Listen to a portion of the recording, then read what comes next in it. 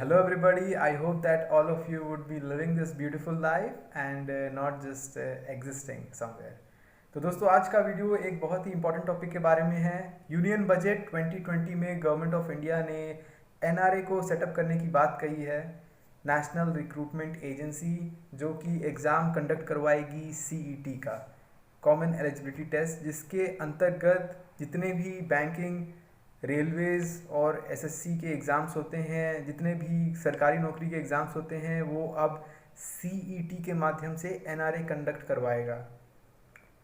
तो मैं समझता हूँ कि most probably next year onward से जो है ये सीईटी रोल आउट हो जाएगा। तो इस टॉपिक के बारे में बहुत सारे क्वेरीज आ रहे थे, तो चलिए एक एक करके उन सभी चीज़ों के बारे में डिस्कस करते हैं।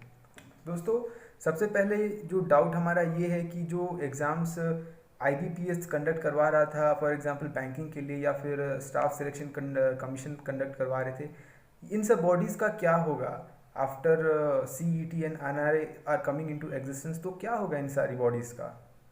तो सबसे पहले हम ये जान लेते हैं कि ये जो सीईटी है, कॉमन एलिजिबिलिटी टेस्ट, ये सिर्फ प्रीलिम्स को जो है रिप्लेस करने जा रही है। जो हमारा प्रीलिम्स होता था, जो पहला एग्ज़ाम हम देते हैं, उनके बदले में हमें सीईटी देना पड़ेगा, और उसको क्वालिफाई करने के बाद जो आपका मेंस का एग्ज़ाम होता है, ये सारे एग्ज़ाम्स हो गए या इंटरव्यू हो गया, ये बॉडीज़ जो रिस्पेक्टिव बॉडीज़ है, आईबीपीएस, आरआरबीज़ या एसएससी, यही कंडक्ट करवाने वाली हैं। तो ये bodies they will continue to be into existence. तो सबसे पहले आप ये क्लियर हो जाइए कि ये CET is only a replacement of your prelims examination.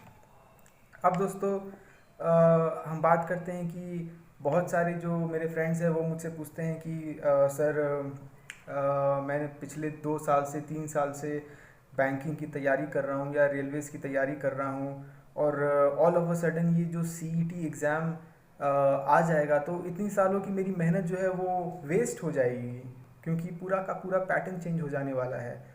तो होल्ड योर ब्रेथ्स, ऐसा बिल्कुल भी नहीं होने जा रहा है दोस्तों। क्योंकि अगर मैं बैंकिंग के बारे में बताऊं आपको, तो हमारे बैंकिंग में क्या रहता है? इंग्लिश, क्वांटिटेटिव एप्टीट्यूड जिसे मैथमेटिक्स बोलते हैं, और रीजनिंग रहता है, जनरल अवेयरनेस रहता है, कंप्यूटर नॉलेज रहती है। तो कंपेयर टू एसएससी अगर आप देखेंगे तो इसमें आपका इंग्लिश जो है और रीजनिंग जो है वो टफ़र साइड में रहता है, और अगर आप एसएससी का कंपेयर करेंगे तो उसमें जो क्वांटिटेटिव एप्टीट्यूड है वो स्लाइटली टफ़र रहता है कंपेयर टू बैंकिंग एग्जामिनेशन। तो ऑल टुगेदर अगर हम बात करें तो 70 से 80% जो पैटर्न है वो सेम ही रहने वाला है। 10, 15, 20% जो है वो थोड़ा बहुत जो है उसमें चेंजेस की डेफिनेटली हम उम्मीद कर सकते हैं। तो अगर जो है कोई बंदा अगर बैंकिंग की तैयारी कर रहा है, तो ऐसा बिल्कुल भी नहीं होने वाला है कि उसकी सारी जो है स्ट्रैटेजी जो है वो रोल आउट हो जाएगी और उसे नए सिरे से तैयारी करनी पड़ेगी। तो ऐसा बिल्कुल भी नहीं होने वाला है दोस्तों। तो उम्मीद का दामन ना छोड़े।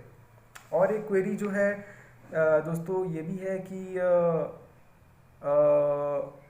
क्वेरी मैं कहूँ या अपॉर्चुनिटी मैं बोल सकता हूँ, जैसे कि फॉर एग्ज़ाम्पल आप सीईटी का एग्ज़ाम देते हो, तो उसके बाद अगर कोई बंदा बैंकिंग में जाना चाह रहा है तो उसके बाद वो आईबीपीएस का मेंस दे सकता है, या फिर उसको अगर इनकम टैक्स इंस्पेक्टर बनना है या एक्साइज इंस्पेक्टर बनना है या मिनिस्ट्री में जॉब चाहिए तो वो एसएससी में जा सकता है, या अगर उसे रेलवेज़ पसंद है तो वो रेलवेज़ के लिए आरआरबीज़ का जो है वो मेंस दे सकता है एनटीपीसी के जगह।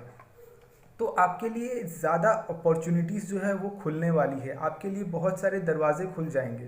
पहले आप बस आईपीपीएस का एग्ज़ाम देते थे, आपके पास कोई ऑप्शन नहीं है, आपको उसी में कंटिन्यू करना है। अब आप एसएससी में भी जा सकते हो, रेलवेज़ में भी जा सकते हो, बेस्ड ऑन योर प्रिपरेशन। तो ये एक बात हो गई।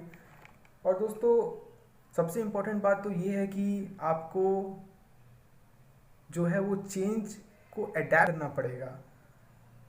क्योंकि मैं अपनी बात करूं तो जब मैंने स्टार्ट की थी प्रिपरेशन, तो उससे पहले जो एक बैच जो प्रीवियस थी उसमें उनका सेक्शनल टाइमिंग नहीं होती थी।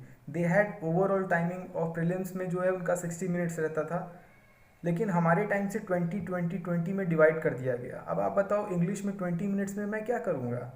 मेन तो टाइम जो चाहिए वो रीजनिंग में चाहिए, अकाउंट्स में चाहिए। मेंस में भी आप आ जाओ तो उसमें जनरल अवेयरनेस में जो है उसमें आपको इतने टाइम का मैं क्या करता, most of the time I was sitting idol in examination. और जहाँ टाइम चाहिए, जैसे कि मैथमेटिक्स जो क्वांटिटेटिव एप्टीट्यूड है, जहाँ लोगों के पसीने छूट जाते हैं, और रीजनिंग में वहाँ हमारे हमारे पास टाइम की किल्लत रहती है। तो we have to adapt to the change.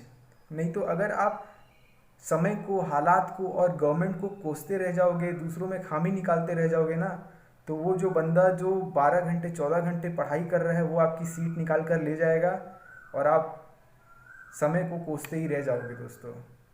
तो आपको ये सोचना चाहिए कि आप अकेले बंदे नहीं हो, आपके साथ जितने भी एस्पिरेंट्स हैं उन सब के लिए ये नई चीज़ है। तो आपको जो है इस इस जो चेंज को है, इस डिफ़िकल्टी को अपॉर्चुनिटी में कन्वर्ट करके अपनी प्रिपरेशन को कंटिन्यू रखना चाहिए, ताकि आप जो है फाइनली सक्सेस को अचीव कर सको। तो दोस्तों ये रही सीईटी के बारे में एक छोटी सी चर्चा।